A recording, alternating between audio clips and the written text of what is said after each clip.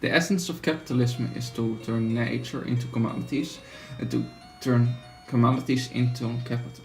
The life green earth is earned in nothing more than that broke rich with luxury items for the few and toxic items for the many. Where in one glittery mansion look out of the streets, wherein one restaurant this immoralized humanity is held in captivity with the media, with drugs, and with armed force.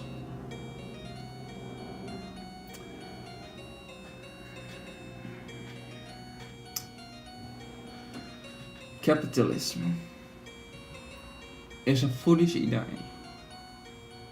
with an astounding idea that the most wickedest of men will do the most wickedest of things for the greatest good of anybody.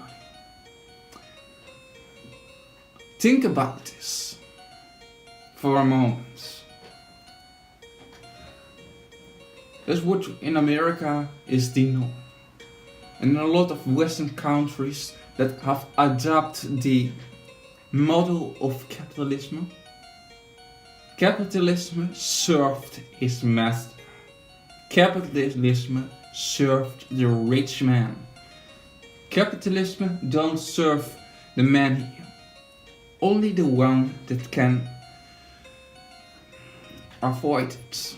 Well, only the ones that been rich enough to feed the beast. That being capitalism. Just like Malcolm X was once to say, I think this is a very good one. Capitalism is like a bloodsucker. It sucks and sucks for the sake of sucking it. Here comes the quote. You show me a capitalist, and I show you a bloodsucker. He is nothing more than a bloodsucker. You have to get it from someplace else. And that's what capitalism does. Capitalism is like one parasite, one bloodsucker. It sucks and sucks and sucks and sucks. And that's only what capitalism does.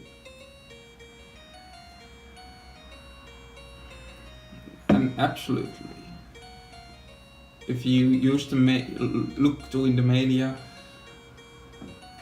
and you look a little bit out of the media as well, you look to the numbers, you know that the world is fucked up. And that there most likely been a group of idle elites that have many of the businesses in their hands. You can call them many names. You can call them the Illuminati, or you can just call them the upper 1%. This upper 1% complains about a lot of billionaires and trillionaires that been single, rich enough, in their own rich enough to buy a whole country.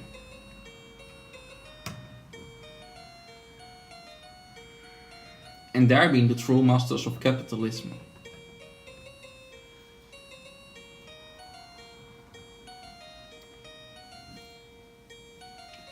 And they want you to be a consumer, because that make them more rich, and because that make them more powerful.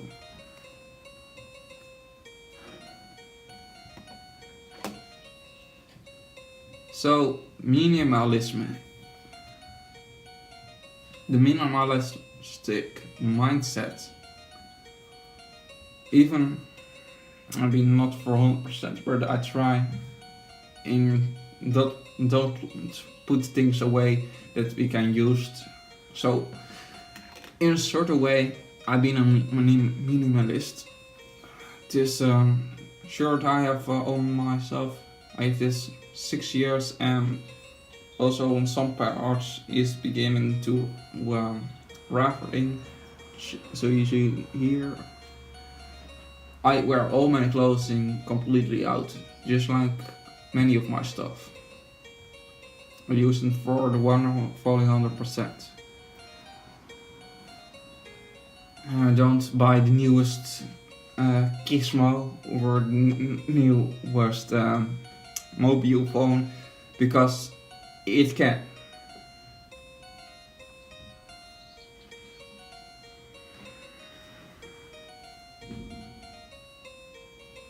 I also don't buy a newest keyboard because it can. If I have one working keyboard, work properly,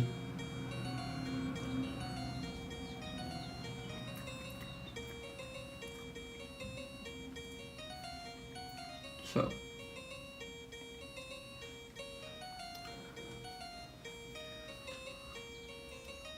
what you actually, where the capitalist law listens to, if you want to use the capitalist, you want to trick them in doing something good, then actually the whole society have to understand how the capitalists work. The system. Supply, demand, you be responsible for one organization. You, money, is responsible to let that organization stay alive.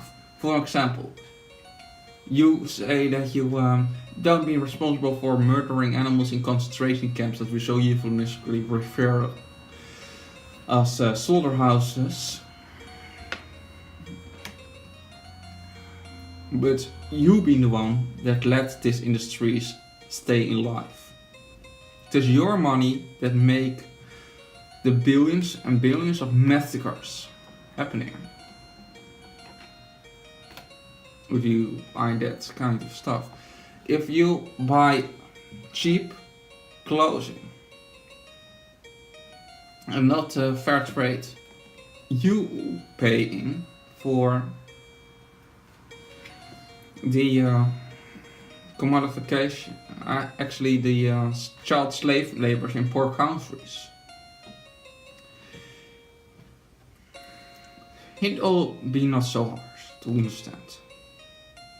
If we want to truly destroy the capitalists, you have to understand it.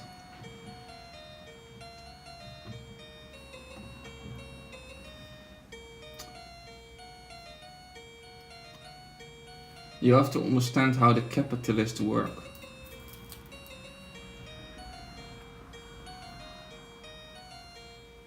And then destroy them. Something like 7.5 billion humans on this planet.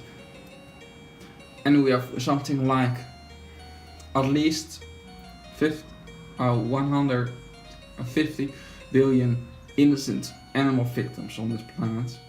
Around something like, and therefore around something like 60 billion being land, livestock, and around 90 being marine animals. Do the map. You don't have to be Einstein to figure out the conclusion. Humans and animals being both victims of the meat, dairy, neck industry in many ways. I don't go now to put out all the injustice and all the inequality and all the terrible things that the meat, dairy, neck industry do, but you can find it as well on the internet if you do a little bit of your research. I can also say that we can even feed with all the greens, all the lentils, all the corns, on the planet feed something like 800 billion humans. There be only around something like 7.5 billion humans on the planet. So do the map. How much ground we can give back to the earth. How much species don't have to be extinct if we eat plants directly.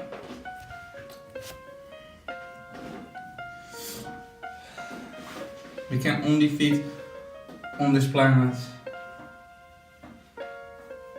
something like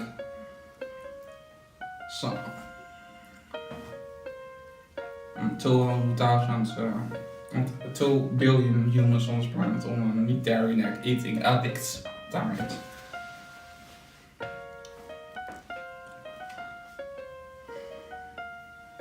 So, in 2012, one group of neuroscientists have proved that human conscious and animal conscious being practically the same. So, if you want to then say, because some animals being less smart than other animals, you can give some animals rights. For example, Coco, this one gorilla in America that have an IQ of 90. So there's actually, according to another link in the description below, the same IQ that the majority of America humans have. So they deserve the same rights. Therefore, humans have not, if you go to that criteria,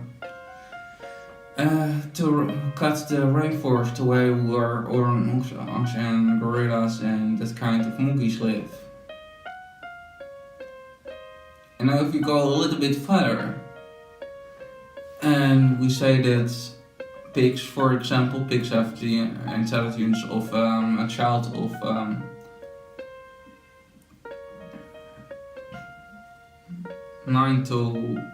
6 to 9.